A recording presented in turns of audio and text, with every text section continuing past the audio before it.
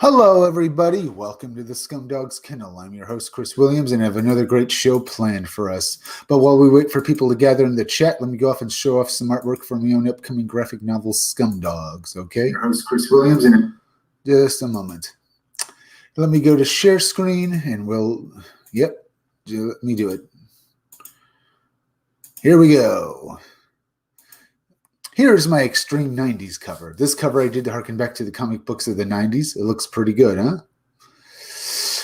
Looks pretty good. Now, the name of my graphic novel is Scumdogs. It's a parody of cartoons from the 80s and anywhere else I want to make fun of. And the characters you see will remind you of the characters you used to watch on Saturday morning cartoons. The two main characters are Death Mug and Buick Starpoon. They're basically G.I. Joe parodies, as well as other parodies of cartoon characters. Death Mug is the purple guy with the metal mask. But before I get to more, I should say the Scumdogs became villains because, in the future there's such a thing known as the Scumdog Sports. It's sporting events held with superhuman monsters as the pro athletes. They're called Scum and Dogs because they trade in their powers through either science experiments, or basically through some more esoteric means, and they become superhumanly powerful monsters. They're scum and dogs and stuff. You get the idea. They're not exactly the nicest bunch of guys around because all they want is money. Fame and they also want fame and fortune. But what happens when these guys get banned from sports? Well, the Scumdogs then decide to take over the world. Now, the main character, as I said, was Death Mug and Buick Starpoon. Death Mug is the guy he's the guy with the metal mask. Well, the purple guy with the metal mask, and Buick Starpoon is the guy with the pink pompadour hair and the green uniform over there. Now, Death Mug is a parody of various villains from G.I. Joe, from Cobra. Like Cobra Commander, he's got a silver metal mask. Like Serpentor, he's got gold on him. And, of course, he's also a parody of the Shredder from Teenage Mutant Ninja Turtles because he's purple. Now, he's an arrogant, overblown dictator who wants to rule the world. He always thinks that he's right, and his ego is so huge it's unbelievable. But then again, his archenemy Buick Starpoon, who's a G.I. Joe parody, mostly of Duke from G.I. Joe, but as well as the space hero kind of characters. If you notice the uniform, he looks like someone from outer space. Space hero kind of characters, space captains like James T. Kirk from Star Trek, Captain Kirk, Buzz Lightyear, or Buck Rogers, those kinds of heroes. He's a parody of them, but because him and his team are G.I. Joe parodies, they each have a military specialty. Buick Starpoon's is that he's a captain in the Space Forces, but he's an arrogant military guy with a giant ego too. So instantly when he basically first met Death Mug, their egos were so huge they couldn't stand each other, so they instantly wanted to beat each other up. Come and read about them in my graphic novel. It's going to be 8. It's going to be just good. Now, over here, you see another member of Buick Starpoon's team in the Space Forces. The guy with the mohawk over here, his name is Roadhog. His military specialty is that he's an army guy. Before he was part of the Space Forces, he was part of the army. Now, this guy over here, this bald guy with the gun in the blue uniform, his name is Beach Pounder. His military specialty is that he's another Marine. He was a Marine before he was in the Space Forces, and he was a Marine. While this guy back here in the red uniform driving that vehicle, shooting off his weapons at the Scumdogs, his name is Blast Tank, the guy over here. His military specialty is that he's a heavy vehicle specialist, a tanker. Now, this cover is one of 3 different variant covers you'll be able to back when my Indiegogo goes live. It's not live yet, folks. I'm still working on the book, but when it does, go back it. It'll be up on Indiegogo.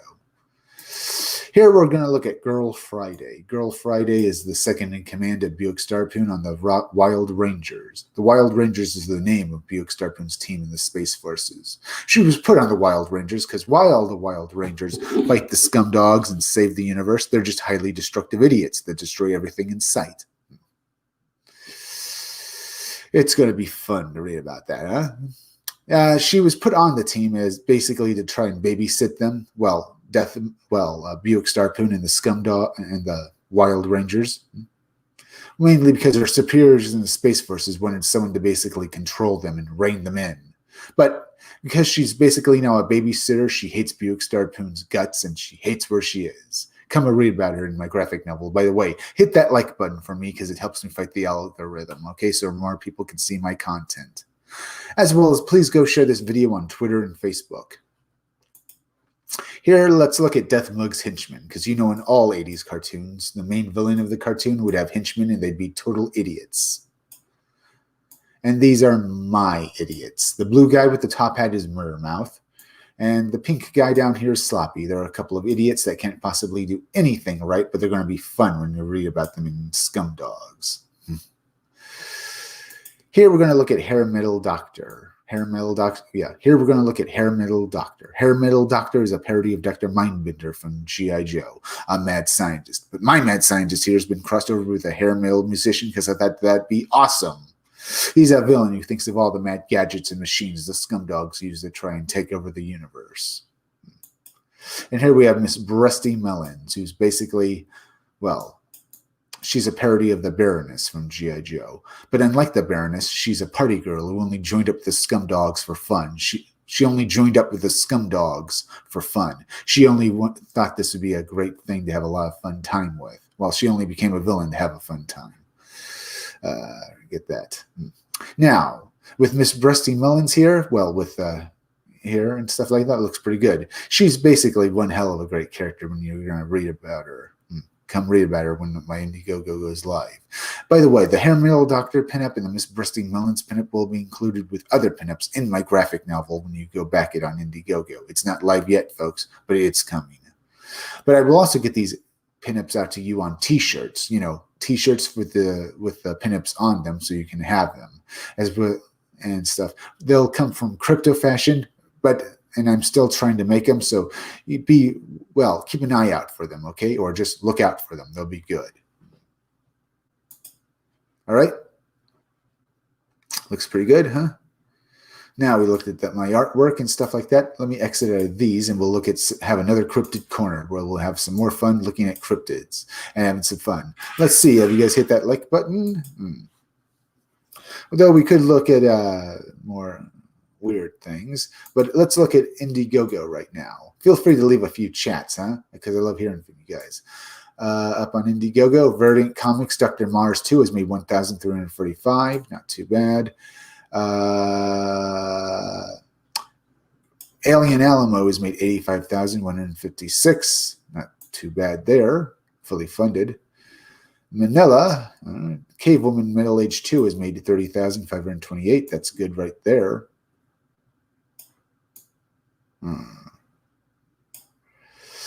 Let's see. Stomp 2 comic book has made 5,668. Sean Dave, Starlight Cats has made 114,209. Not bad. Dame Gang has made 5,705. This looks like a great book. It looks got 55 days left. Looks very good. Camel Moon's Hell Salad comic issue 1 has made 50,000, so that's good as well. Let me go back over this way real quick. This go over here.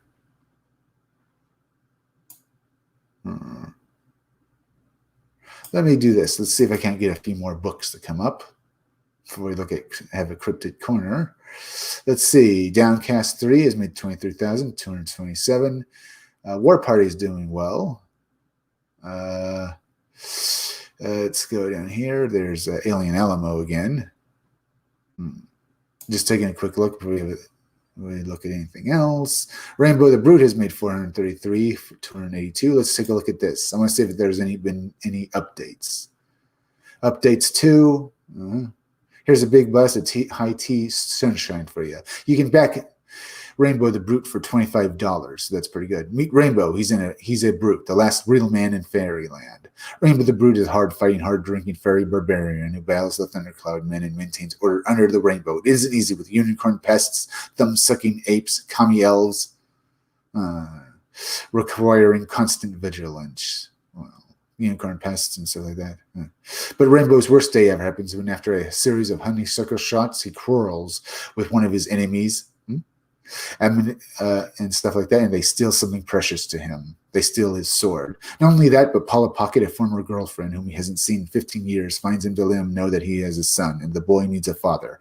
Mount up on Rainbow's girthy stallion Nephilim for the invention of a lifetime to retrieve his sword and perhaps along the way teach a young Cheryl Pocket what it means to be a man. This is a 48-page book, and it's just one hell of a great story.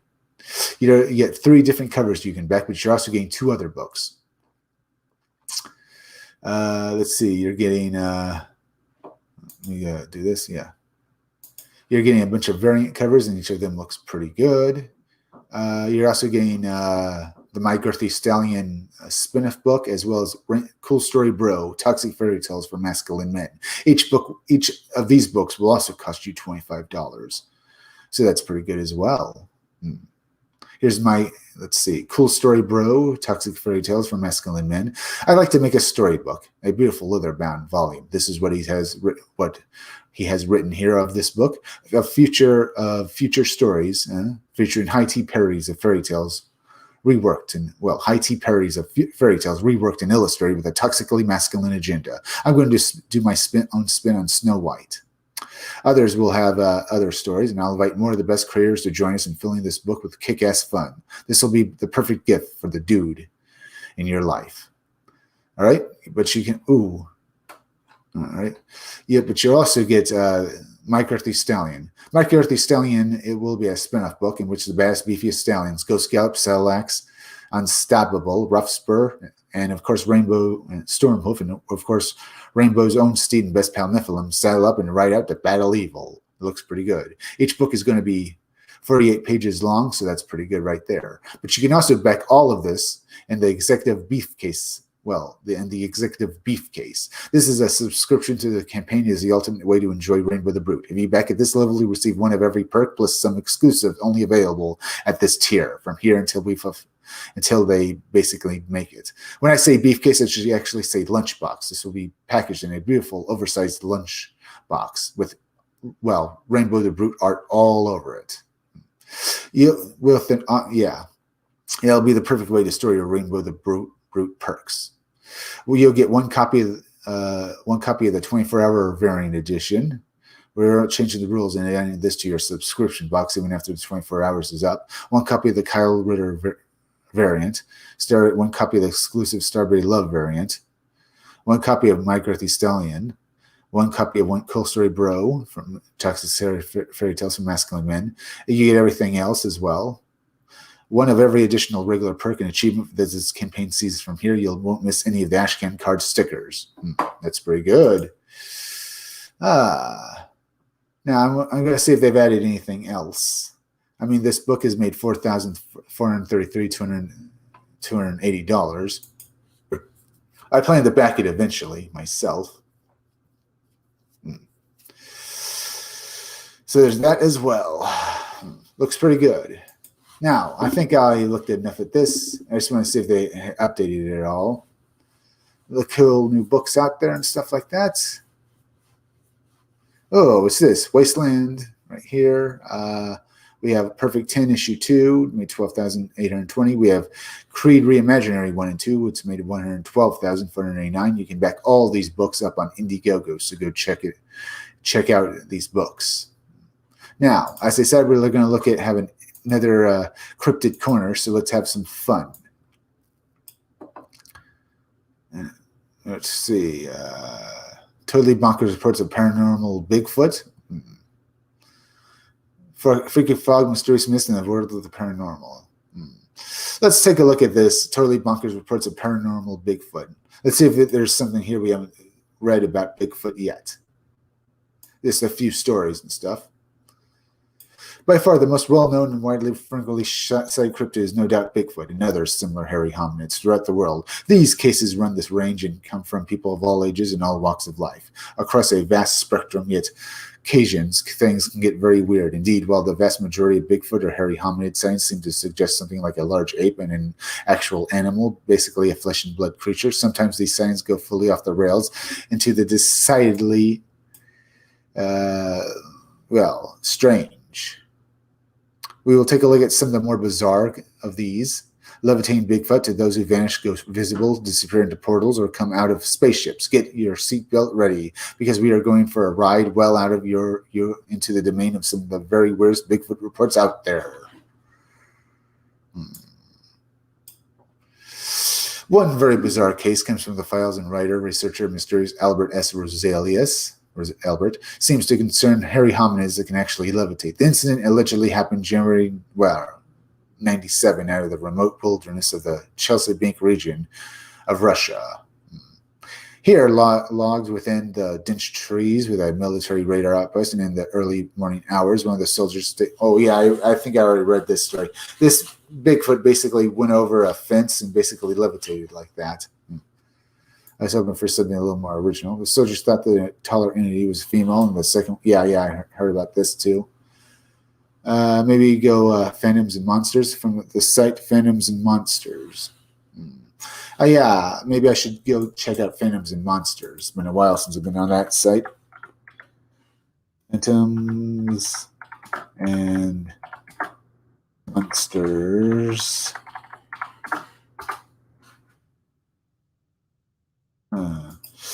Eyewitness reports and stuff like that. Let me do this. Put this like here so I can have it up on here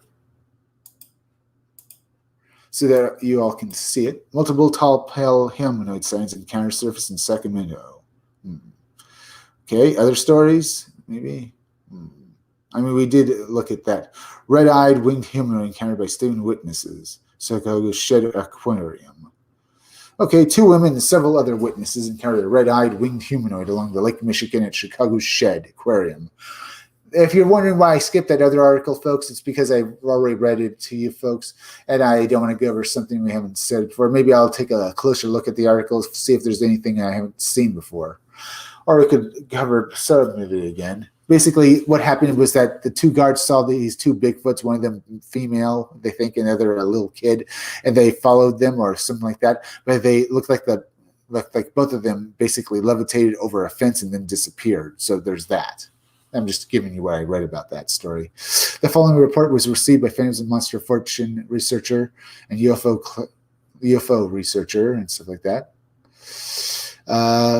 Let's see. Let's get into this story. I was out for a regular evening to walk with my 2 friends along the lakefront trail. This was in June 2021. Later at night, we're at the museum campus and had just walked around the Altar Planetarium as we took the path that goes around the backside of the Shed Aquarium. Saw something ahead of us along the railing. We saw something ahead of us along the railing. We at first thought it might be someone just taking a break while walking or jogging. As we got closer, we saw that it was perched up on the railing and that it was solid black. As we got to within 15 to 20 feet of it, it turned and we saw what it looked like, a pair of red eyes, and that it had a pair of wings that were on its back. This is a pretty good cryptid corner, isn't it, folks? Feel free to leave me a few chats, and basically, if you want me to look at any cryptids we haven't seen before. We stopped dead in our tracks, and this thing started to make a chirping sound followed by a loud screech before it started to flap its wings and took off into the air. As it took off, we heard a scream that came from the 3 women coming in the opposite direction as we were. The thing took off and was going within a few seconds. As it took off toward the Navy Pier, we stood there and caught our breath and got over the fright, and as did the other women. One of the ladies asked us if we saw the same thing. They did. She asked if they saw it too. We told her that we did. After waiting around for 5 minutes to see if we could see it again, we continued our walk and headed toward home. I told my girlfriend when I got home, and she told me that it might have been a large bird that was perched in the railing, and its eyes might have been reflecting the lights. But she also told me about the Mothman signs that have been seen throughout the city and joked her that we might be Mothman himself. I initially laughed it off and dismissed it as a misidentified bird, but my curiosity eventually got the best of me, and I looked up these signs. That's what led me to this site. I'm not one to believe in oogie boogie, but this looked more like a man-shaped being more than it did a bird shaped. I just wish I could have gotten a picture of it. You never know. It might have been the legendary Chicago Mothman that I saw. Maybe he's really to come out to everyone and might even show up at Pride in the Park this year. The funny thing is, I've lived in the loop for the last 10 years, and we walk the same path 3 to 4 times a week, always the same path, and we've seen plenty of birds of all shapes and sizes. Aside from the occasional homeless person or crackhead, I've never seen anything out of the ordinary. I've never had an issue, even late in the evening. This was the first time I ever encountered anything like this in all my life, living in the loop. Well, that's my story. I hope it helps, and if there's anything further I can add, just reach out to me via mail. We've reached witness to set up a time to speak with her regarding her sighting. Further information. Interesting. Interesting right there, folks, isn't it? So what do you think? Do you think these guys really saw a flying humanoid? Was it actually the legendary monster himself? Bigfoot? Okay, I'm just joking. It was definitely a flying humanoid they saw. No telling what it actually was, though. Okay, maybe I shouldn't say flying humanoid. They definitely saw something humanoid with wings flying, but that doesn't mean it was actually anything supernatural. Maybe they misidentified a bird. And they just thought, and when I say they definitely saw something humanoid, maybe they just thought it looked humanoid and misidentified it. I'm saying they saw something humanoid, but I think they could have misidentified it. It depends how close they were. To them, it looked like a humanoid. Who knows and a lot of people, more than one guy, saw it as the same thing as well. So there's that as well. What could it possibly be, folks? Let's go look at some more articles. Maybe look at the Woods Have Morning Light. Let's see if we go down here. Is this all the same stories we've seen before? There are quite a few reports along the lines of apparent Bigfoot just blinking out of existence. There have been. All right. When I realized I walked forward slowly to spot that the woods have whatever happened here. Reports of flying, levitating Bigfoot are not something you see every day. Phantoms and monsters. We have a report about a witness named John Witch who says this happened at his home and stuff. Happened when he was where he was, area in upstate New York in the Anadarko region of August 2018. The witness claims that he often leaves out food for the various wild animals to come eat, such as birds, squirrels, chipmunks, rabbits, raven, and crows. He says that it was his normal routine to go out into that large rural yard and watch the animals come in to feed. And this morning he was doing as usual when he heard an unusual snorting sound, which he at first took to be from a deer, but would soon prove to be much more bizarre than that. The witness explains. The woods have a morning light shining on the line of trees, but beyond that, it was still mostly dark. I probably have covered this story before, but I'm just reading this part about this Bigfoot, basically. Well, we're reading more into it. Mostly dark. I could see about 20 feet into the tree line. I don't see a deer. Within 20 seconds of the first snort, I hear another one. And as I am still looking but not seeing a deer, something steps out from behind a tree. Its left side is facing me. All I could see was a large black shape step out. It stands there for a few seconds. I know what I was looking at, but I had no reaction other than just watching. It made a noise, but not the snoring kind. Then it walked into the woods. Not only did I see and hear it walk away, but I felt it in the ground like it was hollow and vibrated. No breaking or snapping branches, just footsteps, almost like an echo in the ground. About 6 steps was gone. Nothing changed. Some birds and critters moving about unaffected. I stood there processing what had just happened. Over the last few seconds, other than the echoing thuds of footsteps, it was silent. When I realized that, I walked forward slowly to the spot, not sure what I would see. Nothing where it was standing. The ground was covered with falling and old branches. You nor I or a ninja could have walked through here silently. I judged a height an easy 8 feet tall based on its head height relative to the trees it stood next to. I stood there looking around with no sounds. I walked back to the picnic table and sat on it. Still, everything is as normal after the coffee and smoke and observing the wildlife. I go and head inside. As I reach for the doorknob, I feel like I should turn around, so I do so and scan the tree line again. Nothing. Just as I turn the knob while facing the door, I see a flash of light, like a camera flash, like someone behind me just took a picture. Instantly, I got goosebumps. My hair stood right up on. I felt like I couldn't get inside quick enough. Strange, but uneventful and very memorable. It had to have watched me for at least 10 seconds before it moved. Haven't seen it since. It wanted me to know it was there. This thing was massive. Yeah, we definitely read that before. And what do you think about this guy's story? Could be as well. But I think I should cover stuff we haven't seen before and read before. But yeah, I definitely think I've read that story before. So, when strange and sinister creatures speak. Ooh, there's one we haven't really covered before. Speaking monsters. Let's see. What do you think about this story, folks? There are cryptids and other bizarre things out there. Let's have a cryptid corner and let's read what do the men in black, black-eyed children and dogmen have in common? I'll tell you, it's the fact that they all have languages that are very weird, eerie. Even we'll begin with the dogman phenomenon, which has been the subject of numerous books. Linda Godfrey's books, including The Michigan Dogman, Beast of Bray Road. Linda says that Jefferson, Wisconsin is the site of the former St. Charlotte Institute, where in 1936, night watchman Mark Sheckelman, Mark here, encountered a tall unknown hominid with long claws digging in an ancient burial mound. The beast produced a polysyllabic utterance that sounded like Grada. The beast to the man. Gradar is a region of old Judea, where the New Testament says Jesus can cast spirits out of the two demon-possessed men. Godaya is a region of old Judea where the New Testament says Jesus. Let me reread that again. Godaya is a region of old Judea where the New Testament says Jesus cast spirits out of the two demon-possessed men. That's interesting, isn't it, folks? Very, very strange there as well. I once experienced something not too far removed from the account that Linda describes one night in August 2002 after I had gone to bed. I had an extremely curious encounter. It was around 4 o'clock a.m. and I was awake and yet not awake. And I couldn't move. I was suddenly aware that something was slowly heading down the corridor of my duplex. Linked the bedroom to the living room. That is interesting right there.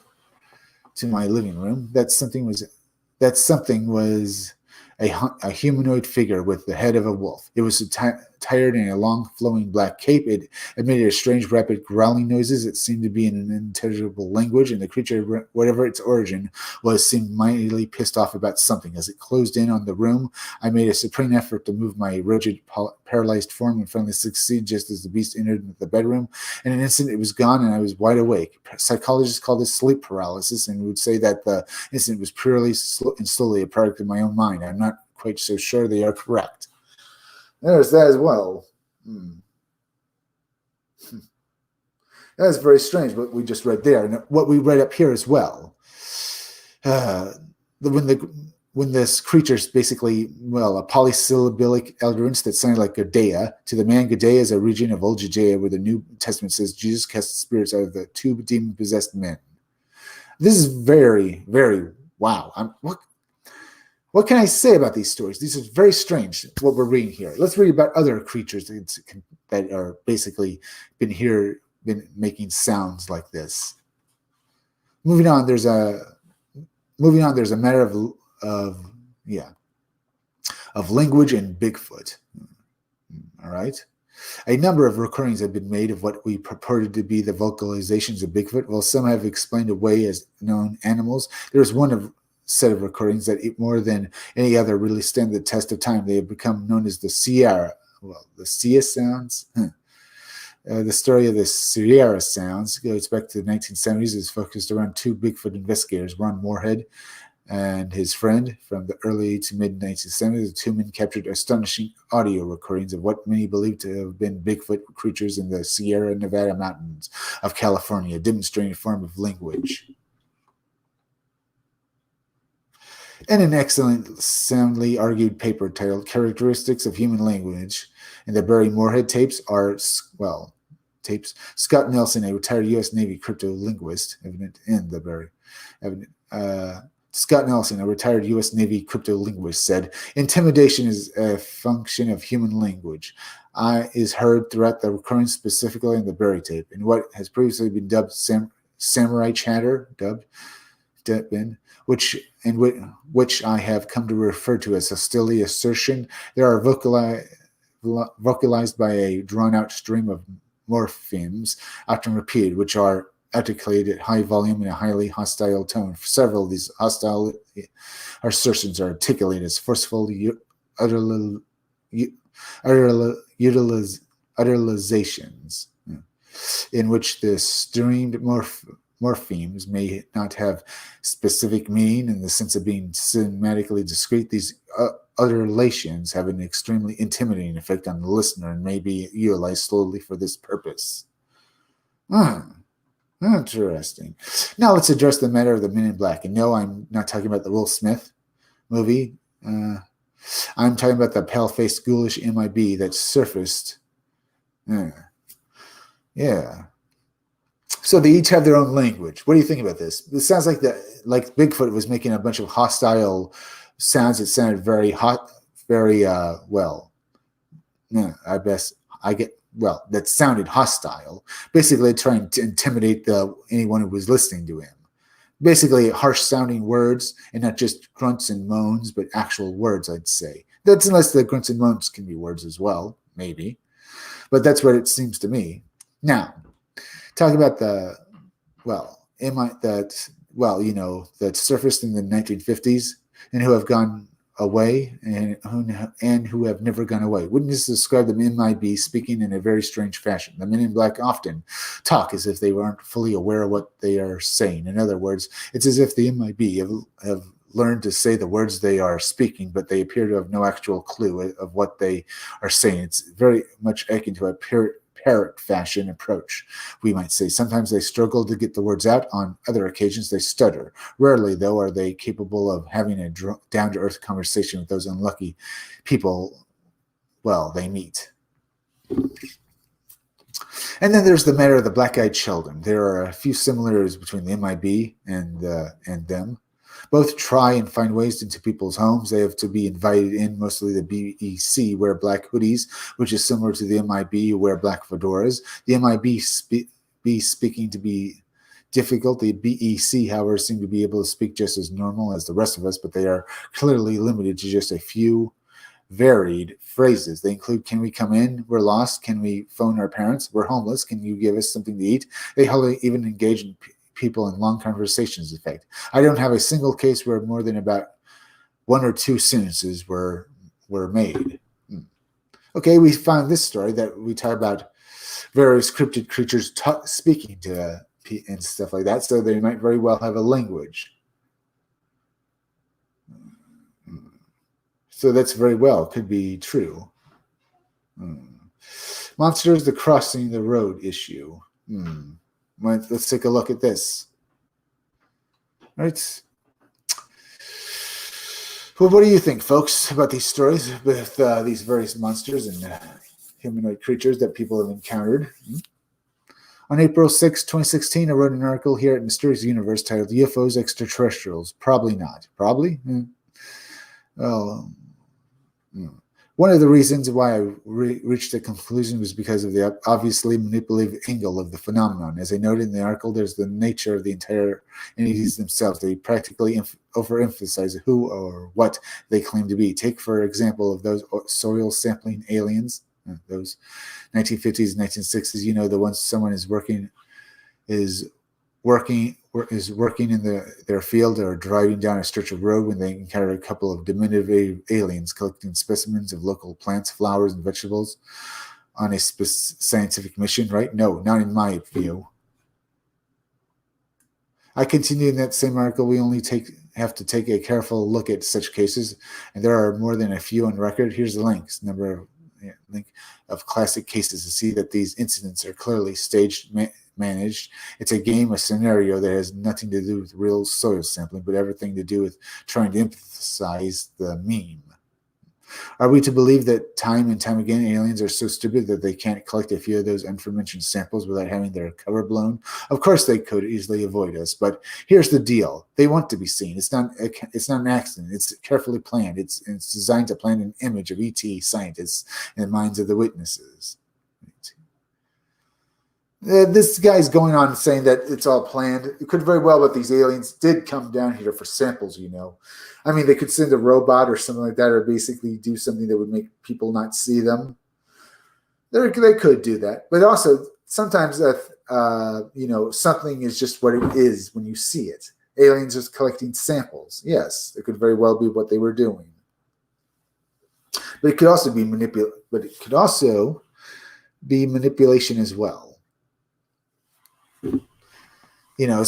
Something. But I have my doubts about this. It's like this guy's going too far in the other direction, saying it's just something staged, similar, but from a different angle. Can we say, though they could be demons, and what I'm saying here, if they are trying to promote that they're basically aliens here for samples, maybe they are demons. If it's so important for them, basically wanting people to believe that angle so much, maybe they are demons and they are here for our souls and wanting to take us to hell.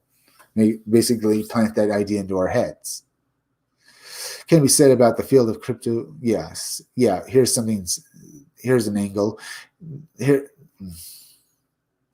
Here's an angle. Can be said about the field of cryptozoology, the study of unknown animals, monsters. To many people, whereas there was a time when aliens were always being seen sampling a bit of soils, so the likes of the chupacabra, Bigfoot, lake monsters, dogmen just can't resist racing or crawling across the road when people just happen to be around. As with soil samplers, our monsters seem to need to be seen and seen often.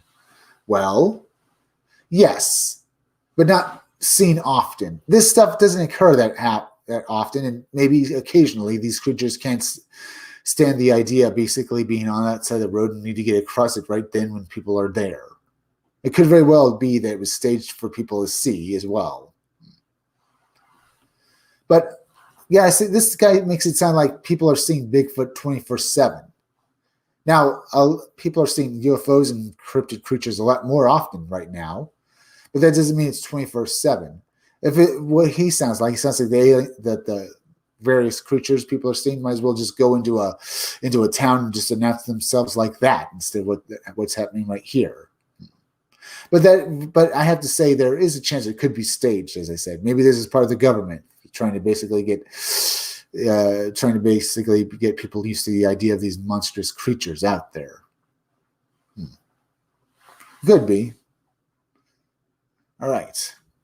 July 22nd, 1933, and Mr. Spicer were driving alongside Loch Ness, Scotland, when to their horror they saw a large wormy kind of thing making its awkward way across the road. They were shocked and terrified by the appearance and size of the beast. 1 year later, a motorcyclist and trainee veterinarian named Arthur almost hit one of the Nessies as he rode home in the early hours of the morning. Loch Ness is more than 20 miles in length, and Grant just happened to be on the one stretch of road in the dead of night, no less, where a Nessie was roaming around on the road. Perfect timing, or maybe suspicious and orchestrated timing. It was dusk on a strikingly hot weekend night in Porto, August 1975. The atmosphere as day began to surrender to, after it was day, was as normal and tranquil as it had ever been. It wasn't long, however, her normality gave way to something hideous as a woman named Nook. Yeah. Let me reread that again. It wasn't long, however, before normality faded away as to something hideous as a woman drove through the area where she was. Something suddenly surfaced from the huge dented trees that stood proud and tall, like a gigantic green curtains with which dominated each side of the road.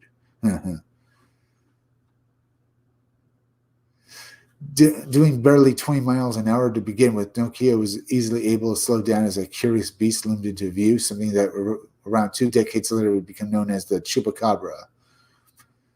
Said that, Norca said that only about 20, she said that only about 20 feet in front of her was the strangest, most terrifying animal had ever been her misfortune to encounter.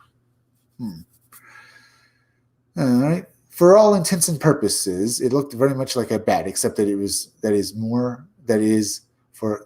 for one astonishing thing, the abomination was around 4 to 5 feet in height. Not surprisingly, Norca could scarcely believe her eyes as the monster shuffled slowly across the road.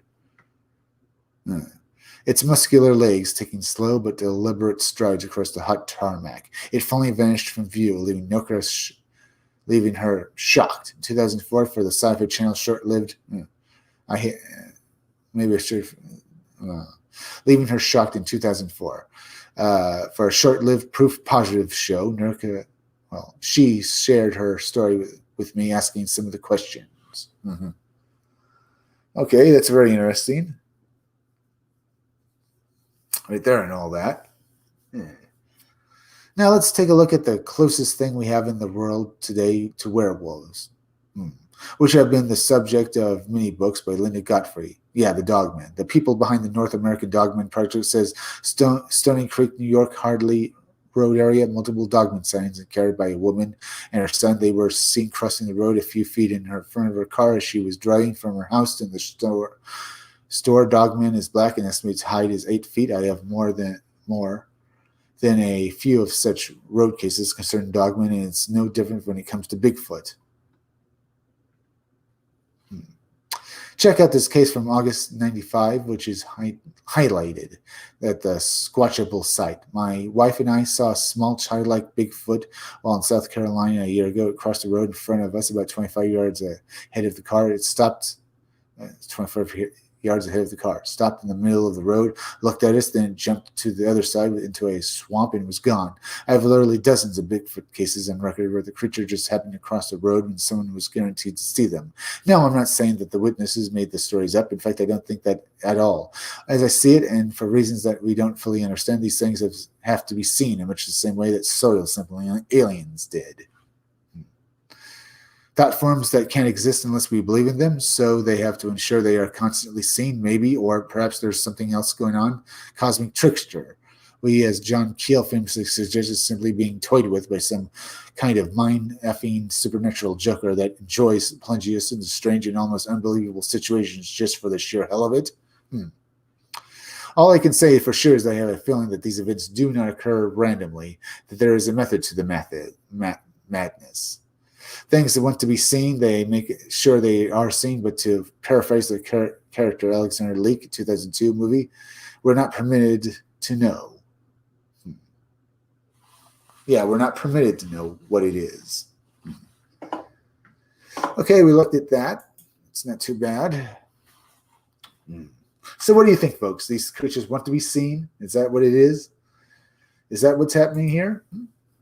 They insist that we see them?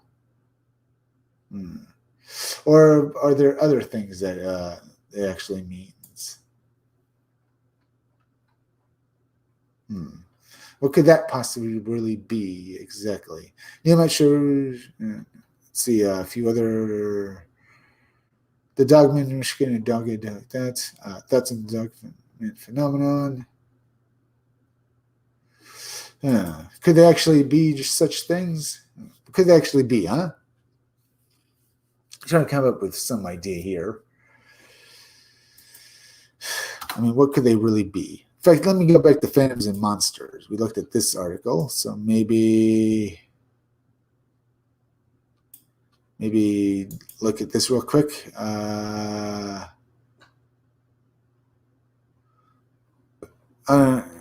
This is obnoxious. I didn't see any way.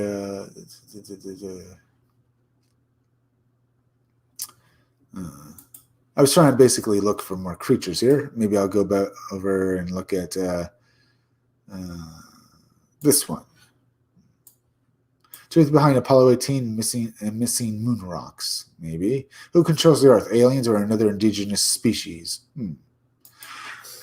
Okay, let's take a look at this. There have been many claims many claims, various people. Let me try that again.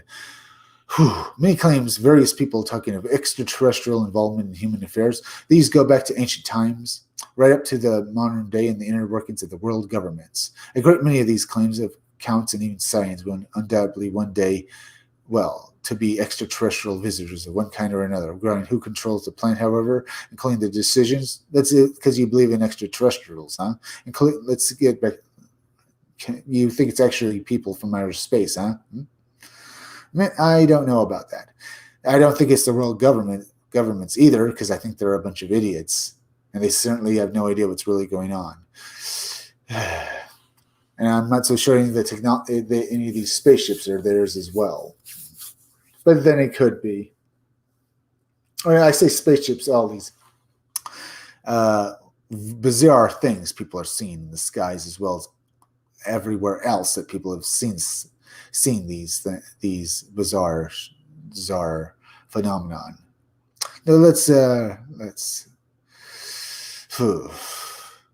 So, what do you think, folks? People are seeing things. Do you think it's anything that could do with? Do you think any of these things people are seeing actually exists?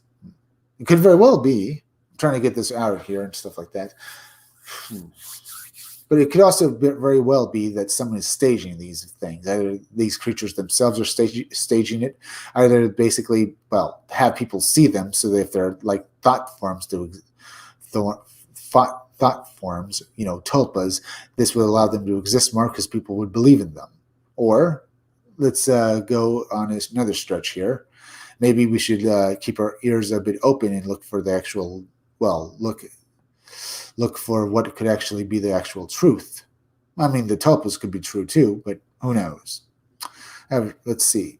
However, including the decisions by the few that may affect the many may prove to be something else. All right? Some refer to these as the elite or even the reptilians, that they are alien to human beings, either figuratively or literally, depending on your point of view. All right? Suggesting that. That very well might be true. Might it also be true, however, that they are not alien to Earth, but rather another indigenous of covert species whose influence goes right way back to antiquity, one who has not relinquished control over humanity since.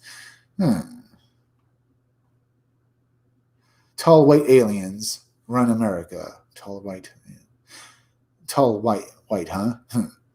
Piece of news to make its way around social media recently are claims from the alleged whistleblower Edward Snowden. Tall white aliens rule America. According to Snowden, this alien race also assisted us in the super accelerated pace of German rearmament in the 1930s. This would allow the Nazis to romp through Europe, battling by comparison meagerly equipped opponents. Many of these highly advanced German scientists and weapons experts would end up in America as part of the Operation Paperclip. Snowden states it was shortly after this, in the early 50s, that these tall whites were introduced to America. Have written before the apparent meeting of President Eisenhower, with the apparent aliens and stuff. Some of the details differ from Snowden's leaked information. General premise of the claims are the same. It is easy to dismiss such accounts as pure nonsense and fantasy, as with most claims such as these. If they are true, there are usually some elements of truth within them. It is perhaps worth remembering that a lot of what Snowden revealed appears, at least on the surface, to be very accurate. Although in a world of double crossing and disinformation with a genuine truth, all information should go through, a thorough study. What do you think about that? That's true. Yeah, we need to know what is actually the truth here and stuff. Sorry about earlier and stuff. I might have misworded this when I was reading this article, as I didn't want to keep repeating myself. But yeah, we need to basically find the actual truth. Are these creatures real? Are they not? What are they? Incidentally, numerous reports of so-called reptilian creatures often state to them to be tall and strange off-white pale color. Come back to this possible reptilian thing later. Second species controls the world's economy. Although a little less dramatic, but certainly no less worrying, claims put forward to one-time employee, World Bank Senior Counsel Karen here, regarded as a sound mind or respected in her field. Strange that she would suddenly say a second species controls all aspects of money and religion on Earth. In part, she states one of these groups are hominids. They're not human beings. They are very smart. They are not creative. They are mathematical. She went on to speak of how they can reproduce with human females, and then went on to state we live in a world of secret societies and secrets, and the information that ought to be public is not public. That ought to be public, huh? Yeah, it should be public. She clearly says in the interview that a second species controls the world's economy in the direction of major religions. Again, this is a claim asserted many times with many people, numerous different slants put on it. However, perhaps it is important to pay attention to the phrasing of her words. She makes it clear that she's not referring to aliens per se, but other species than human. Again, while it's perhaps important to question the source and platform, or more importantly, the potential benefits to them of such leaks of information. It's still a remarkable thing for someone to say, not least such a person who has held such a lofty position. If, for sake of argument, we call this second species the reptilians, other people, researchers are more than sure to exist. Might it be that they are not lizard people from outer space, but another form of intelligent life? Yeah. Intelligent people, huh? Yeah. Links to reptilian bloodlines. I'm getting a bit bored of this. Basically, stuff like that. That all the royalty actually all the royal bloodlines in the world actually go back to these alien reptilian creatures, or alien creatures in general, and that they all try to rule the world for their alien overlords and stuff like that. For when they return, they'll be made into gods, or basically have the highest seat by their side, otherwise basically being the head slaves. I have a problem with this. It's not that it isn't real, it's the fact that I think it would still fail no matter what, because I don't think people would listen to them.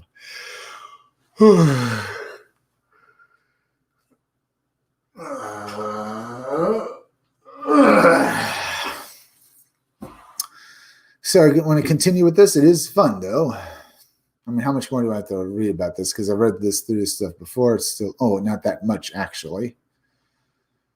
There's also the Samaritan King list that lists the various bloodlines going back to their original, through the first few people of these lines. And the few people of these Samaritan Kings list are said to be gods.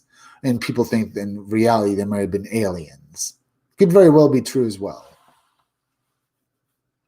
I just have a problem with this because, for one, I think, why didn't they stay around? They say that they control the earth. Not really. They can't really seem to control people all that well. I mean, they get us into wars and stuff like that, but it's more like they're directing us. They can't really control us. It could be. Do I really want to finish this off? I have a problem with this because it gives me a bad taste in my mouth.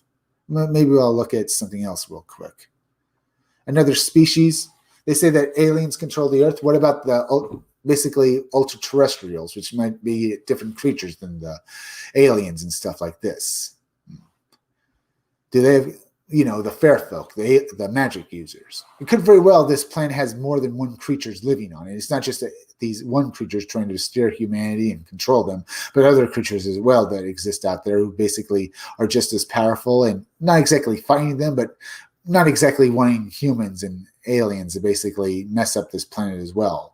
I think there could be several different hidden societies on this planet, not just people like in a secret society, but I mean whole civilizations of people and creatures, both alien and maybe even human, who have advanced technology beyond anything we've ever seen before. Basically, trying to root out and basically control their own part of this planet. I'm just saying, if these creatures are trying to control us, it would be a very bad idea, because I think we'd be able to fight back against them. But it is highly entertaining to read about. And I didn't want to read about this because this story always leaves a bad taste in my mouth, because I always hate the idea of aliens controlling us like this, especially a bunch of mathematical morons and stuff like that. So you get the idea. And I'm not exactly the biggest fan of that theory. I could go into it maybe a bit later, but maybe I'll head out and maybe extraterrestrial environmental agenda, alien encounters, and warnings of climate change. Yeah, I can also see aliens basically getting that. It could very well be some way to try and control us, and I dislike that idea as well. Let's see. Shadow people, aliens, ghosts, or entities from another dimension we covered. The potential dark side of the UFO and alien question. I really need to basically finish this article off. Basically, are aliens trying to control us? How powerful are they? Are aliens trying to control us? How powerful are they? If they're so powerful, why don't they just come out? Clearly, if they have the technology, and this even goes with the American government, if they have the technology, why don't they just come out and say they do? Because if we are so far advanced and stuff like that and can fight these creatures, or have the technology to basically do whatever we want, basically, people say that the American government doesn't want our enemies and allies on Earth to know that we have this technology, so they're basically hiding it. If we're so far advanced, I doubt anyone else is basically even close to that, because I find it hard to believe that everyone's hiding this technology just because they don't want everyone else to know about it, because not everyone will have this kind of technology, and I doubt that if we are that advanced, that anyone like Russia has any chance at all of catching up to us. It just seems to me a bit suspicious that they're not basically coming out and saying that we do have this technology. Because if there was something like another revolution and people got tired of these aliens basically trying to control us, would they bring their technology out and basically try to subjugate us when they could have done it already? Are the aliens, or maybe even the government itself, trying to make a world government and subject us to it by peaceful means? Not exactly peaceful, but basically trying to take away all our hopes and basically say this is the right path for us, when in reality it isn't. Because I have my doubts that they have any kind of control like that, because no matter how powerful they are, they're not going to be able to control everybody. They could try killing as many people as possible, but then again, they might actually end up wrecking the planet by doing that. So this is why I have problems with people saying that the government could basically control everything, because I don't think they could. The Illuminati and stuff like that, well, there's another thing. I don't think the Illuminati could basically kill enough people to control the planet, not without basically possibly even wiping out humanity itself, either through war or through some sort of virus. I think if they basically tried to do that, it might get out of their control, and the planet itself could very well become so damaged that no one would want to live on it. Plus, there's the fact that I think the Illuminati are all psychopaths, and that they can't possibly basically rule the planet, because they basically be turning on each other, because each part of the Illuminati would want to be the one actually ruling the planet, not basically ruling it with their allies. I mean, Russia certainly doesn't want to take gruff from anyone else. Most of countries don't want to basically be told what to do beyond a certain point. America certainly doesn't basically bow down to any other governments. Basically not beyond any point to what they do already. Not with China, at least. I mean, China basically is going around trying to conquer other countries. I mean, they recently invaded a few and basically got kicked out. So you can see that basically won't work. I think with the Illuminati, each one is a psychopath, and each one wants to rule their own, not just fiefdom, but rule the entire world, and that's why it would fall apart, because each one would basically turn on the others and try to get as much power as possible. Interesting story, though, and we've talked about a few different things tonight and had some fun with this live stream, huh, folks? Hit that like button for me, as well as please go and subscribe to my YouTube channel, Read Comics They're Bad For You, okay?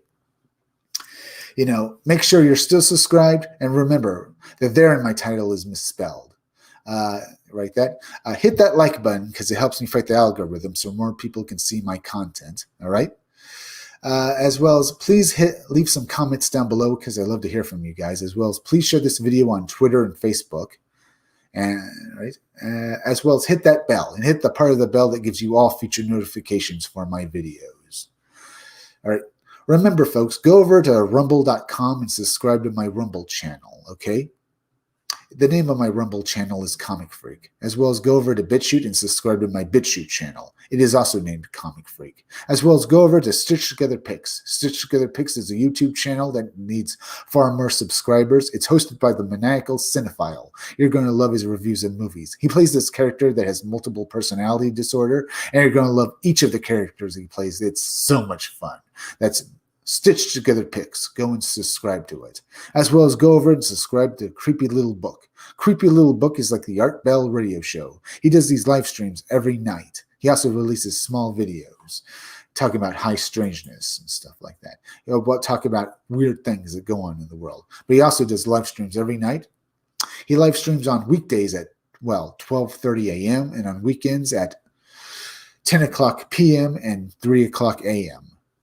He talks about aliens and ghosts, and you learn so much from watching his live streams. They are just so much fun to watch. You learn so much from them. You learn about all these different kinds of creatures, of what they are, with the myths and legends about them, as well as the facts that people, or at least some of the facts that people have been able to learn over the years. So there's that as well. What can I say? Tonight's been a pretty good live stream, huh?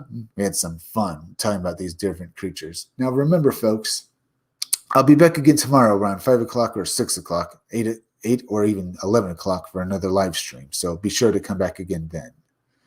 Yeah, but we had some fun. We had a lot of fun tonight. We talked about various creatures. We talked about Bigfoot. We talked about flying humanoids again, various new stories and stuff like that. We talked about dogmen, various creatures. And tomorrow we'll have even more fun. Maybe I'll invite a few guests on if they want to come on. So that's good as well. Now, folks, I'm Chris Williams from the Scumdogs Kennel. Thank you all for joining me.